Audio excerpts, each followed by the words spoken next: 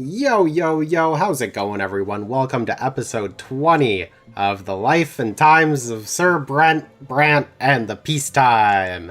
That's right, guys. We're finally starting chapter 4. We're finally 20 years old.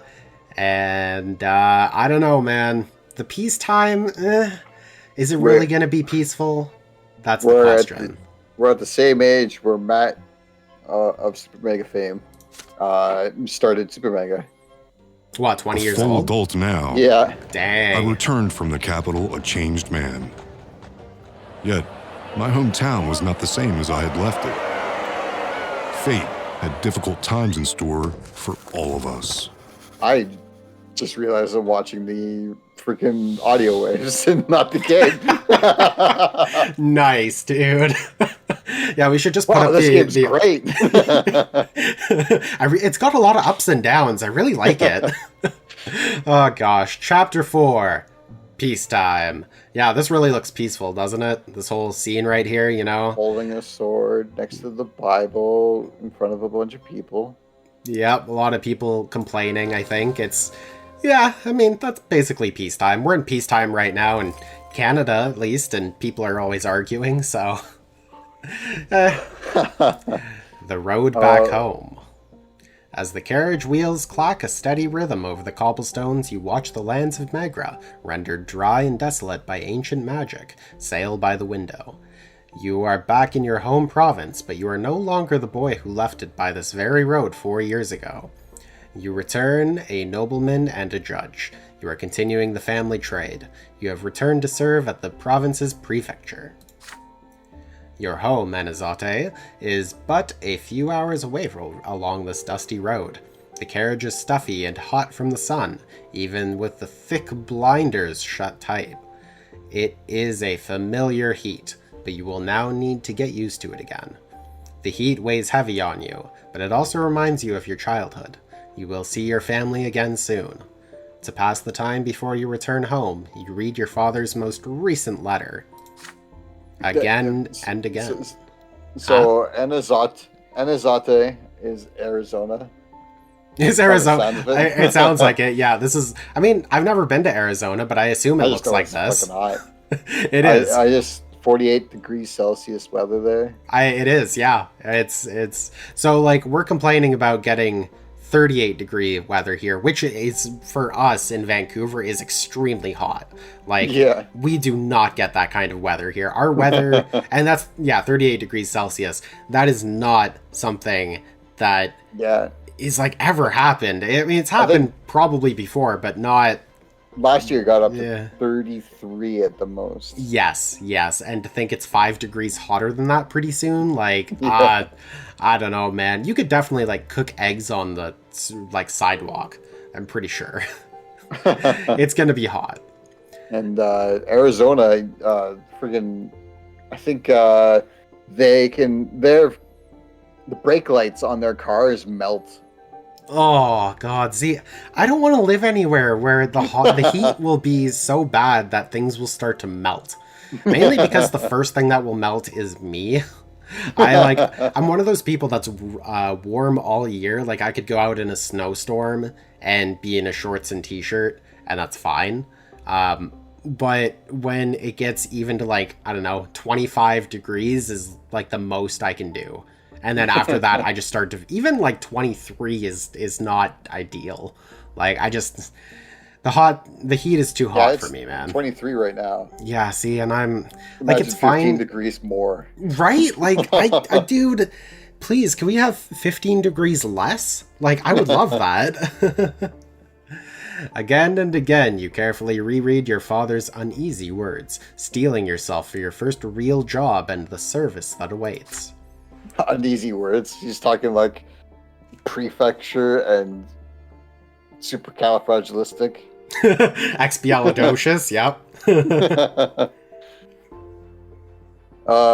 Dear Brent, I anxiously await your return, my son. You are the third judge in our bloodline and the pride of our family. Yet these are hard times for our judge. By Emperor's decree, Archduke Tarquinius Milakunis is no longer the overseer of Megra. The new overseer is the Emperor's own brother, Gaius Tempest. Wait, that's a different last name. Yeah, I'm gonna assume that it's, Half bro? yeah, Adopt a bro? adopt a bro. Oh my god, what if there was like adoption centers, but it's literally just for getting like a homie or something? Like, adopt a bro. I would adopt you, man. I'd adopt you as a bro. What would those places look like? Like a Build-A-Bear, but like an adopt a bro. Shop.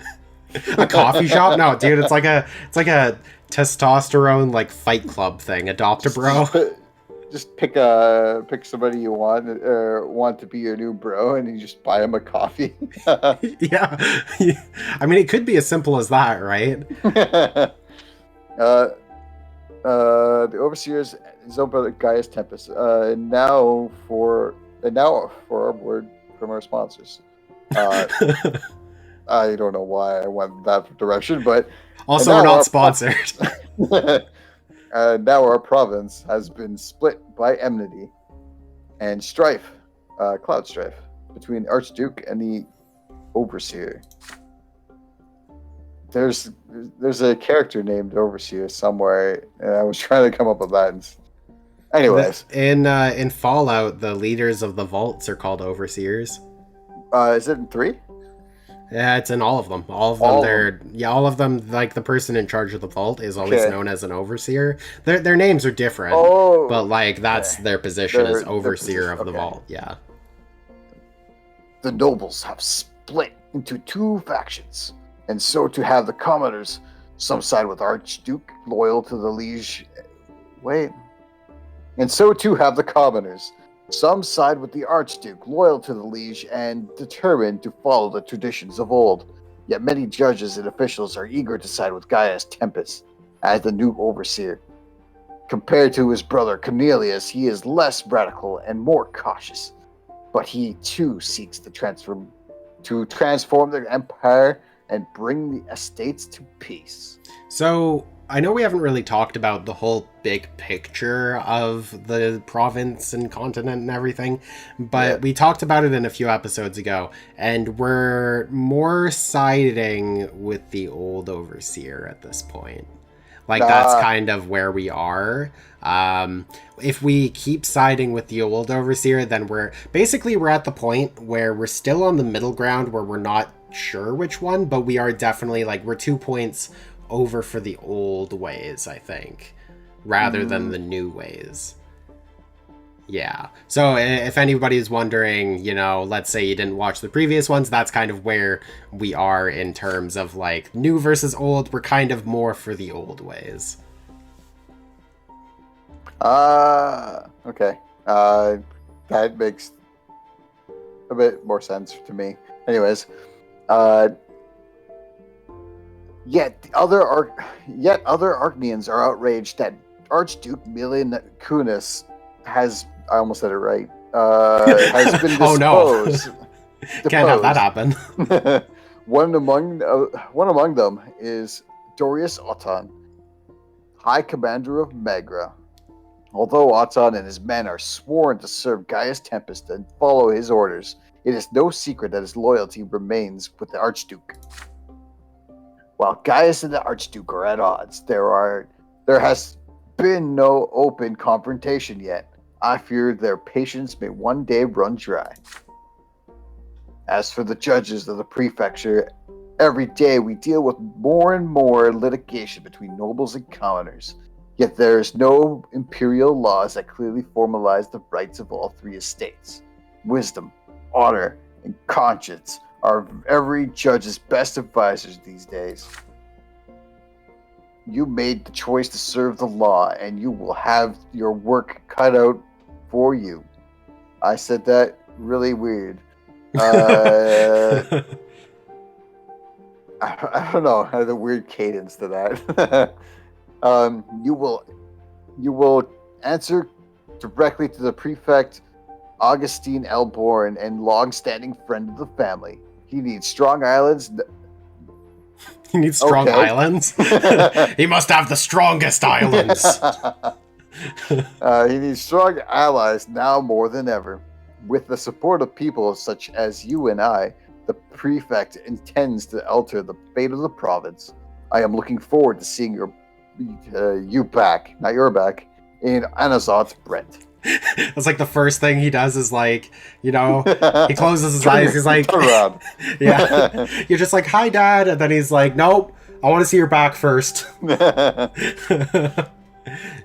You put the letter back in your pocket. The walls of Anazote have finally emerged on the horizon. A challenging job at the prefecture awaits you. But first, you are going home. Chapter 4, Peacetime! The most important event that will end this chapter. Only one of them will happen. Oh god. Alright, so for anyone who doesn't know, Chapter 4 is kind of a big chapter. Although it says only one of them will happen, and it's the most important event that will end this chapter. So I wonder if this chapter can actually be ended, like, early, before we get to that point. Like, because on the whole timeline scale, it shows us going for, like, many, many years, like 40 years, right? Yeah. Or like another 20 years. But I wonder if something's going to end that or, like, cut it short by us doing something. Like, it could be us getting a true death, but I wonder if it's going to be something else. I don't know. There's like a slider, too. Yeah, I was going to say, like, there's a lot of... Wait, what? What? That was pointless. That's the most pointless thing in the world. I was like, oh, there's a slider. That means there's going to be tons of this stuff. And you bring it down. Oh, okay, cool. Oh, just look at this true death even more. Yeah, right. All right, well, we might as well go back and see what these are. Oton is sentenced. You convict Commander Oton in court of law. It even shows you the conditions. I guess we're going to go through them, so we might as well look at conditions. The justice has to be 8 to 9, I think. Augustine Elborn has to be betrayed, which we've already done, so that's cool. And we have to get protector of the people or evidence against Oton. Oton faces the court of honor. You force Commander Oton to face the court of honor for his misdeeds. Career has to be 8 to 9. August Elborn has to be betrayed.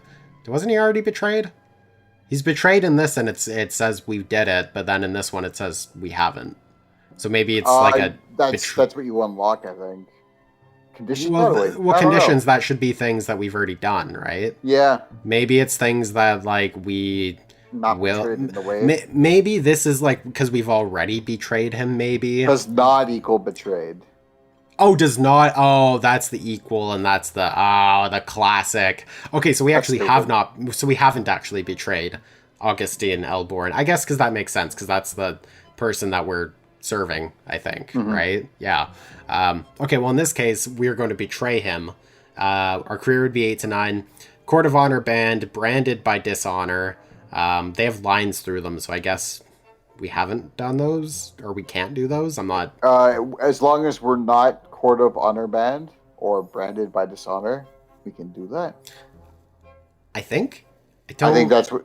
The way they shorthand this is stupid. I wish it was, like... I could go on a big rant right here to say, like, what this is kind of like. To sum it up... Okay, you know especially, I've been kind of addicted to Yu-Gi-Oh! Recently. Oh, yeah. Back in, I think, I don't know when they started it, 4, 5, maybe 9 years ago, I don't know. Yu-Gi-Oh! Decided to make, or Konami, I guess, decided to make problem-solving card text. Meaning that every card printed after, when they decided they were going to make it a thing, would have the same writing, so it would be easier to figure out what the effect of the card is, right? Because everything back until then, it was just kind of whatever they felt like writing it, or however way they felt like explaining a card, right? Then they came out with problem-solving card text, which made it so they rewrote like all these different cards and reprinted them so that you can look at it and it's like, oh, okay, this makes sense because I've seen an effect almost exactly like this on another card, right? Yeah. Whereas back in the day, it was kind of like, oh, it was written, like, this card is written in this way, but then this card does the same thing, but then it's written a completely different way. And then it's really confusing as to what it does. Problem-solving card text completely eliminates that. And it's like, oh, these cards are written the exact same way or a very similar way, so you know what it is. Like this, they just used everything in it. Like, they use the equal sign with the line cutouts to say is not, but then they also have, like, an equal sign, I guess, to say is it is, but then they've also got, like this, where they've got, you know, the sentence that's highlighted, but then there's a line through it. So it's like, what does this mean? Our family has not fallen apart, so... No, our family's not fallen apart. So I think that means we're okay on that, I guess. I don't know. Our career has to be 10. Remy L. Vermont, we have to make a deal with. For Knight of the Serpents, the supporters of Archduke Milakunas take over the city. Okay. Broken Chains, the rebellious citizens take control of Anazate. Justice equals 10. So that's not bad. Or we get a true death. Accept it, or have 4 deaths. Or have 4 deaths, yeah. Oh, gosh. Oh, geez, dude. Oh, I'm excited. I'm excited for this. Oh. The most important events that may happen to the House of Brante at the end of this chapter. Ennobled by the sword. That's not bad. Our reputation just has to be less than 8. Why would our reputation have to be less than 8? Sorry, more than... Oh, that's greater than. Derp. Okay. it's written stupid. I was very confused about it. This should be a reputation 8, and then it should have the greater than on the right side of the 8. Yeah. Yeah, exactly, right? Yeah. It doesn't look like 8 greater than... Or greater than 8 of reputation. I don't know. It just makes, I don't know, it's weird. The way you would read it would be reputation is less than or equal to 8. Yeah.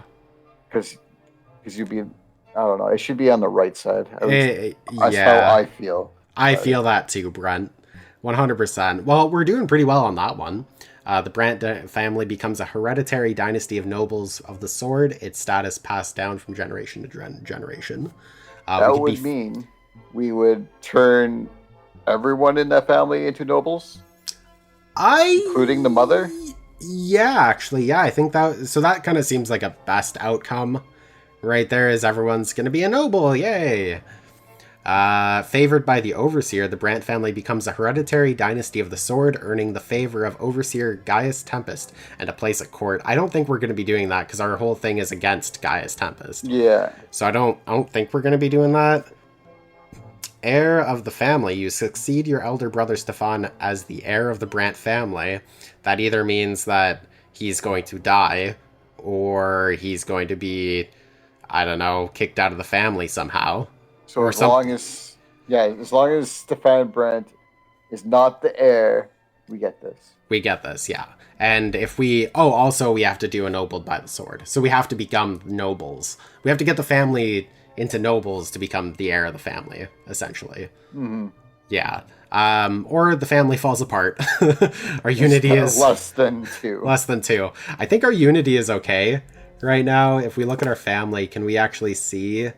relations? No. House of Alias is dead. Hey, there we go. We're at a 5. We have our disagreements, but I guess that's okay. Yeah.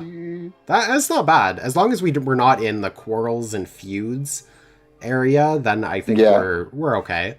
Cool. Well, that's not bad. What else do we have? Events that can happen to the Brante family this chapter. Oh, let's see it. Oh, yeah. Oh, they actually hid 2 options. Okay. All right. A family of means. The Brante family becomes known throughout the city for its wealth. Our wealth has to equal 10. Mother recovers. Mother finds the strength to recover from a grave illness. Oh my god, these are like major spoilers, I feel like. Yeah. Gloria Brante. Robert adopts Gloria and she becomes a full-fledged Brante. Okay.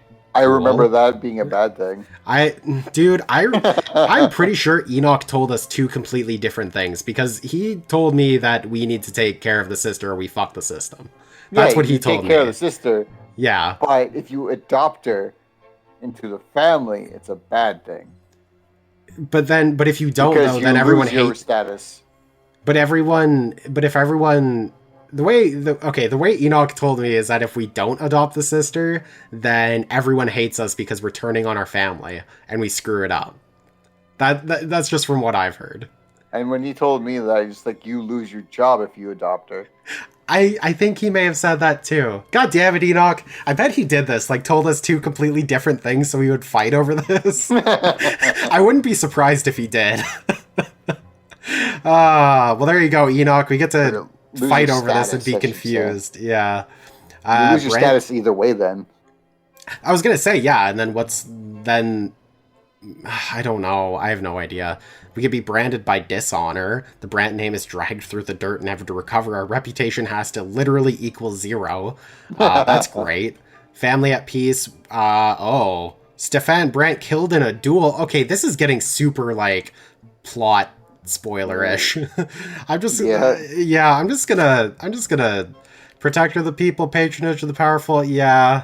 Evidence against Otan. You now receive the evidence you need to bring him to trial. Cool. I'm gonna kind of skip over these because they are getting kind of... Occupation screen is now available.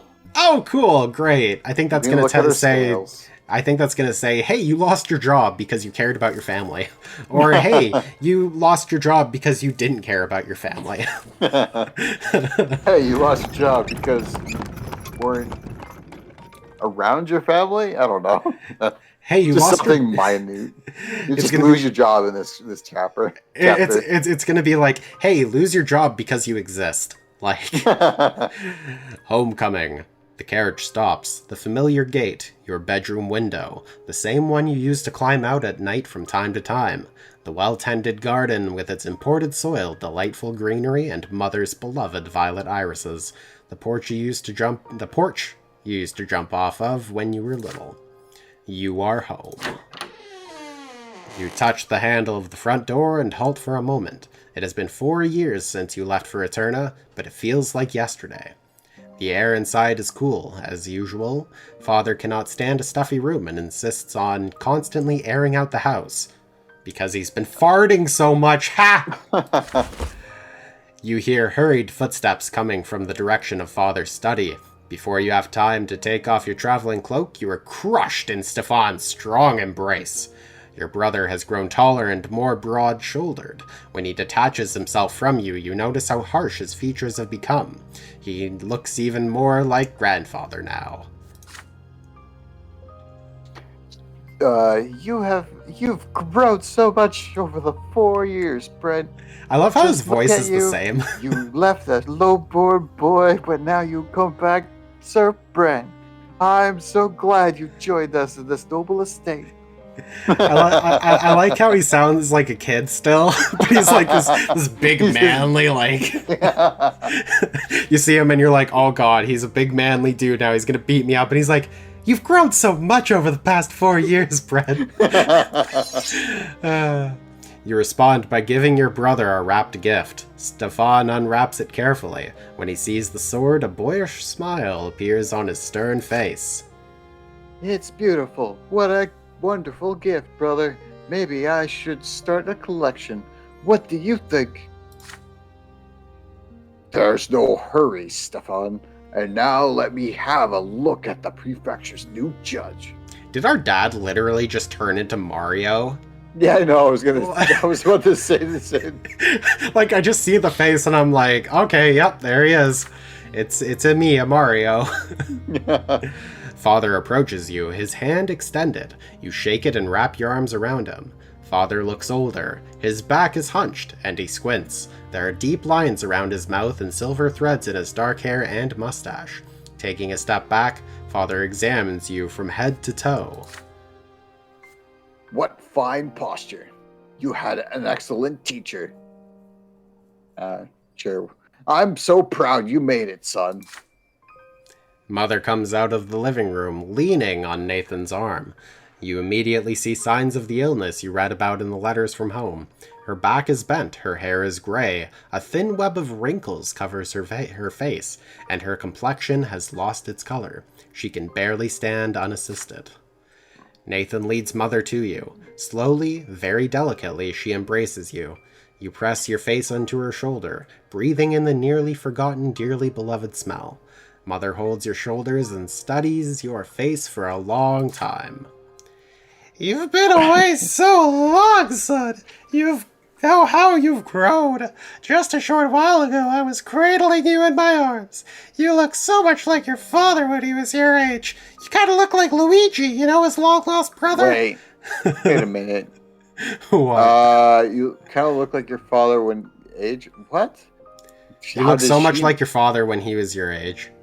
Okay, unless you saw some paintings of him, wasn't he like older than that? Because he already had a kid.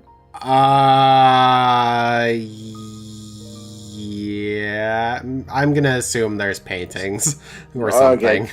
Yeah, because well, I'm just thinking that's the only way she could have known. Nah, dude, Facebook. Facebook, TikTok, YouTube. Live streaming. Live streaming, dude. I remember when I met your father when he was a streamer on Twitch. When he was doing all those hot tub streams. Oh, man. Nathan approaches you next. Your younger brother is now as tall as you and looks 100% more homeless. And his hair almost reaches his shoulders, but he still has the same lost look in his eye when he was he had when he was a young boy. Seriously though, he's supposed to be a younger brother, and I feel like this is just a random homeless man that's in our home. Yeah, he's like 16 at this point then? Yeah. Or 15? And he looks like he's already got a beard and... Yeah. Or oh my gosh. Stubble at least. It looks kind of like... I don't know, kind of emo-ish. Yeah, he's emo, and he's super... He really got into religion, I think. He's holding a Bible or a something like that, but it's... It's his math book. It's his, yeah. Right? Oh my Bible God. Edition. Yep. Man, I can't wait to look at the subtraction one, the sequel to it. That's the devil's. Yeah. If I read this diagonally, then it's a multiplication book. Oh boy. Wait. Yeah, that's right. And here your ne'er-do-well little brother, he hasn't changed a bit or grown an inch after all this time. He couldn't get into the seminary, so he just hangs around. Oh, so he couldn't get into where he wanted to go, so he screwed up. Oh, that's sad. Nathan lets out a heavy sigh and awkwardly puts his arms around you. I'm glad to see you back, Brent. Home just hasn't been the same without you. Oh, right. He's like that kind of like, yeah, okay, I remember the character I gave him. I don't remember his voice. I don't remember either, but I'm making it purposely higher than or deeper than Stefan. Stefan, yeah. Yeah. You hear a snort behind you. Everyone turns. You adopted a pig. Congratulations. At the top of the stairs stands Gloria, her arms across her chest. She is dressed as a man in culottes, a frock coat, and a necktie with a massive pin. The entire family waits for her to greet you. Stefan shakes his head disapprovingly. Your sister descends as if forcing herself to do it. A few steps away from you, Gloria stops and bows.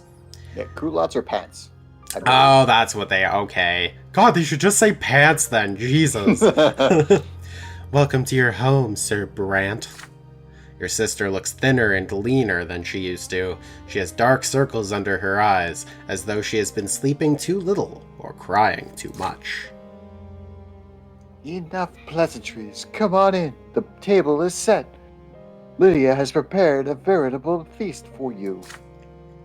For the first time in years, the entire family is together. You can finally spend some time with another member of your family today. Oh boy, we've unlocked all of them because there's no lockable ones. So, Brent, what are we going to do? We're going to find out how Mother is doing. Our relationship will go up with her by 1. That's good. You're concerned about Mother's health. We can support Gloria, which Gloria will go up by 1, but Stefan Brent will go down by 1. Yeah. we can ask Nathan some questions, you know, see what kind of crazy-ass drugs he's been into lately. Or we could talk to Stefan, in which Gloria will go down by 1, and Stefan will go up by 1. Oh gosh, you decided to discuss business with your older brother. I think the best situation, or the best one to pick, would be support Gloria, because you need to get that to the positives. You know what? I'm 100% with you on that. I think we should support Gloria, at least so that she's not a -1. Like, if she's a 0, sure, whatever, that's fine. But she's a -1 right now, so she slightly dislikes us. Like, sure, you know, we'll get a -1 for Stefan, but he's a 3. Like, we can bring him back down to a 2, that's okay. And then we'll get into a situation later where it's like, oh, you need Stefan to be at least a 3. Yeah. Right? Okay, Brent, are we locking this in? Yep. Okay, supporting Gloria. We're gonna go up to her and she's gonna be like, nah, go away, and that's gonna be the entire conversation. At the table, you try to ask Gloria about her life, but your sister dodges your questions. Like, you're saying them, and it's like Danganronpa, where, like, your words come out of your mouth, and then she's, like, literally dodging them. I live, I suffer, I help around the house, I know my place, just like a low-born girl is supposed to. So freaking... Wait. It's not... That's kind of emo, but not quite. What's the word? Self-deprecating? Yeah, she's kind of... I think she's accepted it, like, that she's, you know, lower class, I guess, and, like, this is her life, so she's like, this is my life now. You know, it sucks, but I hope she at least, like, makes jokes about it. I don't know. And keep silent, Gloria. Your brother doesn't care about the affairs of commoners anymore. Instead, why don't you tell us if you've made any useful acquaintances? Instead, why don't you tell us if you've made any useful acquaintances, Brent? Our family would benefit for some good connections right now. You have to relate the 4 years you spent in Eterna. That's not the right word. You have to relay the 4 years that you... Okay. You have to relay it's either like relay or, like, retell, or... I don't know. So, there's a better word than relate. Yeah. You just... I don't know. It's not relate, because... anyways. Only later at that night, when the family is getting ready for bed, do you manage to have a conversation with your sister by the smoldering fireplace. You assure Gloria that your noble title will not come between you. She is still your sister. Gloria casts a wary glance at you. So, your sword and title haven't changed you after all? Giving in to her feelings at last, Gloria buries her face into your shoulder. You caress your sister's disheveled locks. I really hope you'll always be my brother, Brent. Mother, Nathan, and I, we all seem to be unwanted in this house. Sir Robert spends all of his time at work, so Stefan has been running the household. It's taken a heavy toll on Mother. I can see her losing her will to live. You know, at her age, she might pass away forever and not be reborn. She had to endure a lot before she met Sir Robert, and her illness is consuming her. All Stefan cares about is getting the family ennobled by the sword. He'd sacrifice anyone for it. I'm worried the first thing he's going to do is drive me out of the house so I won't taint the Brant family name with my origins. I'm just an obstacle to him, a hindrance. You know, Brent, I'm not sure how much longer I can tolerate this injustice. Times are changing. If I'm lowborn, that doesn't mean I'm going to serve the nobles until my true death. All over the Empire, commoners are fighting for their rights. I feel like we're kind of, like, I'm starting to realize that we're kind of screwing this up. I mean, not screwing this up, but, like, it depends which way we want to go. Like, because Gloria is definitely going to be more on the side of, like, remember that rebellion girl? That was she's kind of the one that's like, yeah, let's give commoners rights and stuff. And then we're like, nah, we're nobles. We're going to, like, screw those guys. We don't care. But now we're kind of like, she's like, I don't know. I feel like there's a bit of conflictingness with it. And I wonder if that's going to, you know, play into something. Oh, yeah. I don't know. I wonder if it's gonna lock us out of certain things. Because, yeah. It's possible, yeah. It's very possible. Yeah, I don't know. But I'd be fine with that because I made the choices that were good to me at the time. That's very true. That's very true. I don't think we had other good choices to make. We could have joined the rebellion, but then we wouldn't have become nobles, I don't think. Right? Yeah. So then we would... Yeah. Yeah. Mm-hmm. Yeah. I don't know if you were going to read that. I don't know. I couldn't remember. Oh, well. Your service as a judge begins today. You get dressed early in the morning, donning a brand new jacket with a cravat. A cravat. 8-carat diamond and hat. It's an immaculate look, if you dare say so yourself. You head to the prefecture with Father.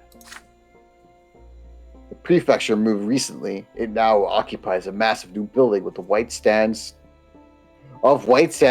in the very center of Anazat. Equal sign. Why is there an equal sign there? A stone statue looms above it. The sword of a younger twin, the divine law that directs worldly judgment. Yeah, I saw that. I was like, what? All right. What is that? Just because we talked about it earlier, now they're just throwing one in there just to mess us up. Jeez. I think somebody tried to delete something at equal sign and press enter. Yeah. Right. That directs worldly... Okay, illegal disputes in the province are to be resolved here. You and Father walk up to the marble stairs past the commoners, merchants, and lesser nobles. All petitioners and litigants huddled by the pillar. Those things. Well now, my son, here you shall begin your service to the Empire. In the midst of this great struggle I told you about, if you don't mind a little advice, you will serve under Sir Elborn. Follow my example and stay close to your superior. He is a human of great worth and practically your relative. You walk past the courtroom and end up on the second floor where judges work on their offices. I'm going to start all over because I screwed up a few times and I'm like, I don't want to continue. You walk past the courtroom and up to the second floor where judges work in their offices and receive petitioners. The corridors are many and narrow, filled with the smell of ass and the sounds of old mumbling voices and secretaries and gendarmes running to and fro. Father guides you down the corridor that ends with the door to Sel Elborn's office. I would really find that funny if, like, okay, so you walk in and you're like, man, it smells like ass in here.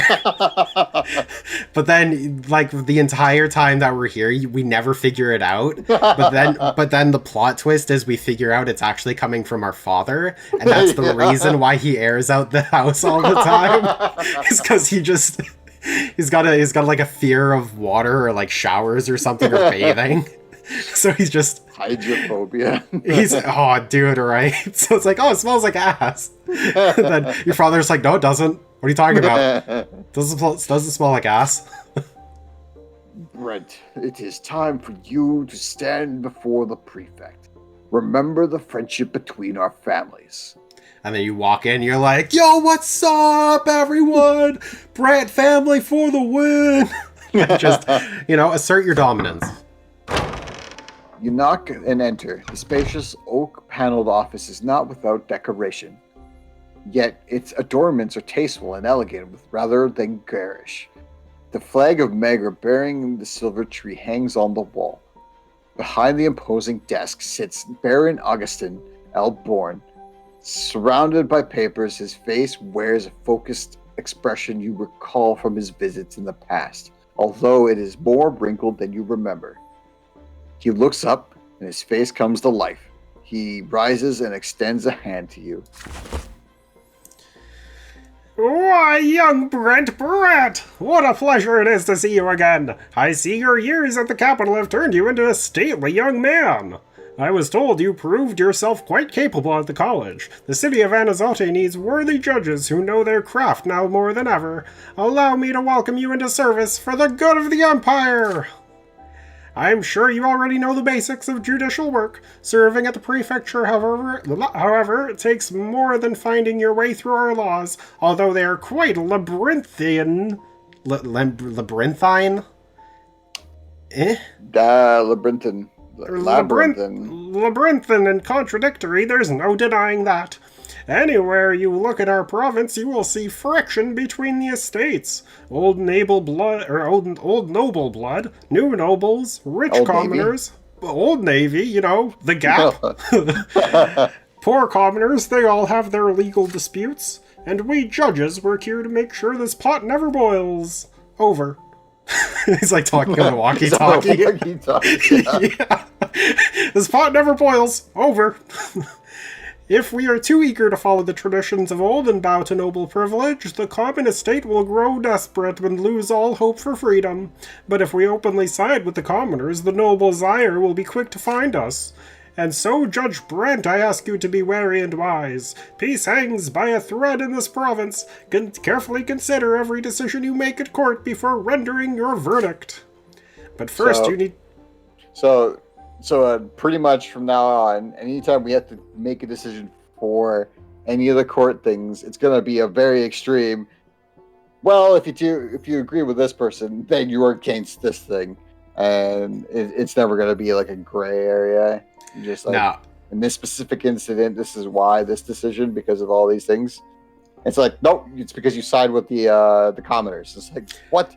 Yeah, I'm 100% with you on that. I'm pretty sure each choice that we make is going to have a negative of some point. Like, even if it's got a positive, it is going to be taken in some point. Like you said, like, oh, you choose this thing? Well, it's because you don't like this person, or like you don't like these things. And it's like, no, I'm doing it for justice. But I mean, sure, maybe I don't like that person, but that'll be like, I don't know.